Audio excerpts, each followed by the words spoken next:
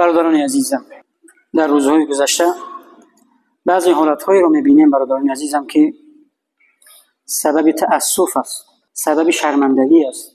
یک انسانی که نه اخلاق دارد، نه تمیز دارد، نه تربیت دیده است، گناه یک مسلمان رو، گناه یک برادرش رو، گناه یک خواهرش رو ثبت میکند با تلفن‌ها و آن را در تمام جهان در شبکه‌های اجتماعی پخش میکند. یک مسلمان را آبرویش را میریزاند. آیا شما میدونید که آبروی یک مسلمان را ریختن چقدر گناهی بزرگ است؟ آبروی یک مسلمان برادران عزیزم در برابر خونش و جانش میایستد. نمیدونم این فرهنگ و این عمل از کجا آمده است. یک تصادفی رو میبینیم، یک مصیبتی رو میبینیم، بجای اینکه همون تصادف، همون مصیبت برای انسان درس شود، از آن عبرت بگیرد، از آن پند بگیرد، تلفنش رو میبرد و همون رو ثبت میکند. چی فایده دارد برای تو؟ یک انسان در هلاکت است، یک انسان در مصیبت است، برای اینکه از اون درس بگیرد، استغفار کند برای خود و برای همون انسان، برای اینکه برای دستگیری کند. یک انسان غرق شده است، به جایی که برای دستش رو بگیرد، تلفنش رو میبرد و رو ویدیو میکند، او رو ثبت میکند. متاسفانه مناقشه های اویلوی،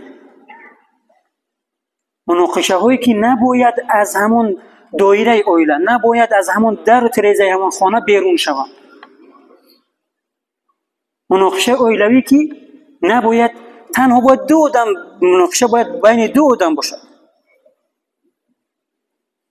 باید سیمین نفهمند. یک زن و شوهر بین خود اختلاف دارند، نافهمی ها دارند، در همه اویله ها هست این چیز. باید صبر کنند، باید برای حل این مشکل هایشان باید کار بگیرند، کار کنند، یکدیگر رو ببخشند، یکدیگر رو اصلاح کنند. به جایی که یکدیگر رو اصلاح کنند، یکدیگر رو ببخشند، زندگیشون رو برکت کنند، تلفن هایشون رو میبرند و زندگی خصوصی و شخصی خانوادگی خودشون رو در تمام دنیا پهن میکنند. همه رو به ابرو میکنند. از همون پسوده ناششته خانه تو چی منفیتی به مردم میرسد که تو اون رو در شبکه اجتماعی میپردازی؟ از همون مناقشه اویلوی که تو بین همسرت داری، این باید سیر باشد. اویله این مقدس است برادران عزیزم. همون رو میگیرند در تمام شبکه‌های اجتماعی پهن میکنند. یک مسلمان را به ابرو میکنند. در برابر یک مسلمان تمام مسلمان ها در اینجا خدشه‌دار میشن. تمام ملت تاجیک رو در اونجا پست میزنند. پیامبر محبوب محمد مصطفی صلی الله علیه و سلم در حدیثی که ابن ماجه روایت میکند میفرمایند: و من کشف عورت اخیه المسلم کشف الله عورته حتى يفضحه بها في بيته او كما قال رسول الله صلی الله علیه و سلم. هر کسی که سر یک انسان را، گناه یک انسان را افشا میکند در تمام دنیا، عذابش رو ببینید چی است برادران عزیزم. خداوند جل و علا چنان همون انسانی که گناه ها را پخش میکند، فحشا را پخش میکند، مسلمانان را به آبرو میکند، در این حدیث ابن ماجه آمده است که پیامبر محبوب هم گفتند خداوند جل و علا او را چنان به عزت و خوار میکند که در نزد خانواده و همسر فرزندانش سرش را برداشته نمیتواند. چنان ناکامش میکند. وقتی یک مسلمان رو عیبش رو در همه جا گفتی، خداوند جل و علا تو رو به همون عذابی میرساند که سرت رو در پیش زن و فرزندانت برداشته نمیتواند. مسلمان باید ستر کند. خداوند جل و علا یکی از صفتهایش ستار است، ستار العیوب، عیبها رو میپوشاند خداوند جل و علا. و خداوند سوگند اگر خداوند جل و علا با این صفت زیبایش عیبهای ما و شما رو اگر نمیپوشاند، این بوی این گناه رو، پلیدی این گناه رو، بدی این گناه رو از ما و شما اگر خداوند جل و علا نمیپوشاند، ما در روی یکدیگر نگاه کردن نمیتونست. در روی یکدیگر نگاه کردن نمیتونست. همه فرزند آدم خطاکارند. کل بنی آدم خطاء. همه فرزندان آدم خطاکارند، همه خطا میکنند بجز انبیا که معصومند. و خیر الخطائین التواب. و بهترین انسان هایی که خطا کردن کیها هستند؟ بعد از خطا کردن ندامت و توبه را به پیش میگیرند، خود را اصلاح میکنند. اگر یک خانواده رو، اگر یک انسان رو، اگر یک مسلمان رو به آبرو کردی، خداوند جل و علا چنان به آبرویت میکند که در پیش خانواده و فرزندهایت سرت رو برداشته نمیتوانی. پیامبر محبوبمون در حدیثی که امام بخاری روایت میکنه میفرماند المسلم اخی المسلم. مسلمان برادری مسلمان است، نه بس از قوم و ملیت و رنگ و پوستش. اگر در افریقا باشد، اگر در اروپا باشد، اگر در هندوستان باشد، مسلمان باشد برادری ما و شما است. لا یظلم. صفت مسلمان چی است برادران عزیزان؟ ظلم نمیکند به برادرش. ولا یسلم.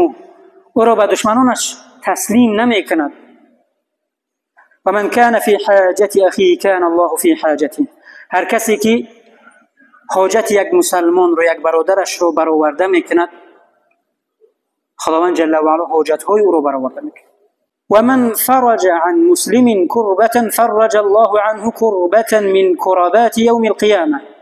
و هر کسی که یک وزنینی رو، یک سختی رو از مسلمان کم کند، خداوند جل و علا در روز قیامت از همون وزنینی های روز قیامت او رو نجات میدهد، آسان میکنه. و من ستر مسلما. و هر کسی که یک مسلمان رو گناهش رو، عیبش رو، کمبودیش رو ستر کرد، پوشانید، ستره الله یوم القیامه. خداوند جل و علا در روز قیامت که از آدم تا خاتم، از اولین انسان تا به آخرین همه جمع آمدند، در اون روزی وزنین او را چکار میکند؟ ستر میکند، میپوشاند، به آبرو نمیکند، خجیل نمیکند. برادران عزیزم، اگر ما مسلمانی واقعی باشیم، اگر ما مسلمانی واقعی شویم، کامیابترین انسان ها ما و شما خواهیم بود. متاسفانه بعضی حالت ها میخوانیم، میفهمیم، درک میکنیم، اما عمل نمیکنیم. قرآن رو دوست میداریم. هر یک مسلمان در خانهش قرآن داره. بالای همون میبل ها، بالای همون شفنیر ها مانده است. بعضی قرآن ها رو بالاش چنگ گرفته است. وقتی ما قرآن رو بگیریم از بالایش رو تازه کنیم، بخوانیم، بفهمیم، عمل کنیم، کامیابترین انسان ها و بهترین زندگی ما و شما خواهیم. خداوند جل و علا این ملت سر بلند، دین دوست، ملت تاجیک، ملت مسلمان را در حفظ و پناهش نگهبان باشد. این ملت، این سرزمین و تمام مسلمان ها را پیشروی دینی و دنیویشان را همیشگی بگرداند. خداوند جل و علا ظالمین را به یکدیگر گرفتار کند. آنانی که نه به کودکان، نه به پیران سالان، نه به خردان و کلان و بیماران رحم نمیکنند، خداوند جل و علا آنها را به یکدیگر گرفتار کند و نابود گرداند. خداوند همه مظلومین را در پناه عصمت خویشش نگهبان باشد. خداوند جل و علا تمام فرزندان ما را عمری دراز مبارک و برکت نصیب گرداند. پروردگارا زندگی ما، فرزندان ما، کشور ما، امت اسلامی را با نور قرآن زیبا و هدایت با برکت بگردان. پروردگارا همان جوان مردانی که حساب برقی این مسجد رو پرداخت کردن، پروردگارا در عمر و کسب و کار و فرزندان و تجارتشان برکتت را بده. آنانی که زحمت میکشند، آنانی که مصرف میکنند، آنانی که در اینجا سهم میگذارند، پروردگار هر یکی آنها را در عمرشان برکت بده. پروردگار دعاهای ما را اجابت فرما. برادران و خواهران ما که در مهاجرت مهنتی هستند، پروردگار آنها در حفظ و پناهت نگهبان باش، با عزت و سالم پروردگار به وطن بر بگردان. پروردگار عاقبت و آخرت همه ما را نیک کن. و صلی الله و سلم و بارک علی سیدنا محمد و علی آله و اصحابه اجمعین برحمتک یا ارحم الراحمین.